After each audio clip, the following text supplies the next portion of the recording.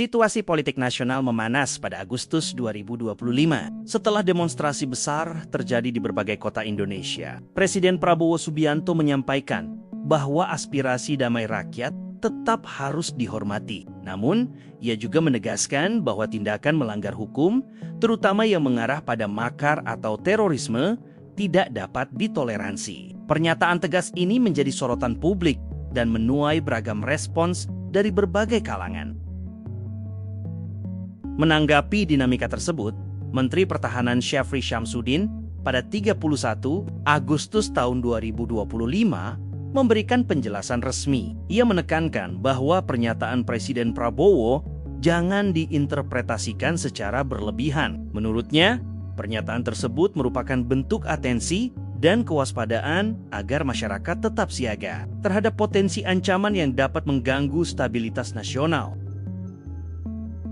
Selain mengimbau publik agar tetap tenang, Syafri juga menegaskan bahwa pemerintah akan mengambil langkah tegas dan terukur. Ia mendukung sinergi TNI dan Polri dalam mengamankan jalannya demonstrasi serta menangani pihak-pihak yang mencoba memanfaatkan situasi untuk melakukan tindakan anarkis. Arahan Presiden sangat jelas, penegakan hukum harus dilakukan secara profesional, menjaga ketertiban umum tanpa mengabaikan hak demokrasi masyarakat. Di tengah meningkatnya eskalasi, Syafri juga mengklarifikasi rumor yang beredar bahwa Presiden Prabowo akan meninggalkan tanah air. Ia memastikan bahwa Presiden tetap berada di Indonesia untuk memantau langsung situasi nasional. Syafri sendiri bukan sosok baru di lingkaran terdekat Prabowo. Kedekatan keduanya terjalin sejak masa pendidikan di Akademi Angkatan Bersenjata Republik Indonesia atau disingkat AKABRI. Hubungan yang terbangun selama puluhan tahun ini membuat Prabowo sangat mempercayainya, terutama dalam hal strategis seperti pertahanan dan keamanan negara.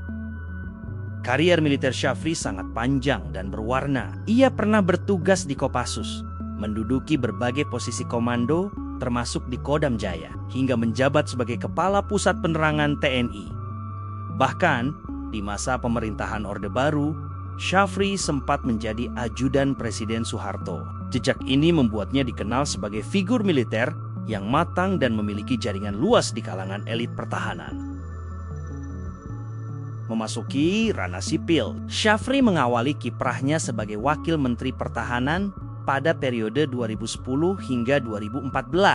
Ia kemudian dipercaya menjadi penasihat khusus di Kementerian Pertahanan sebelum akhirnya diangkat sebagai menteri. Pada 21 Oktober 2024, tepat setelah Prabowo resmi dilantik sebagai presiden, kehadirannya di Kabinet Merah Putih memperkuat jajaran tokoh militer berpengalaman di pemerintahan.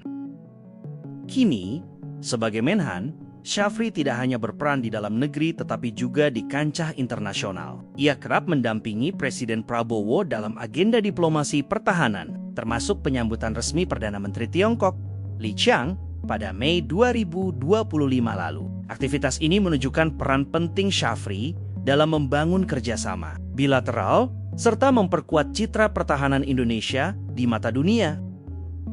Itulah tadi berita sekilas tentang pernyataan dari Menhan Syafri Syamsuddin tentang kondisi politik tanah air. Bagaimana menurutmu? Apakah pernyataan Menhan sudah cukup menenangkan hati masyarakat?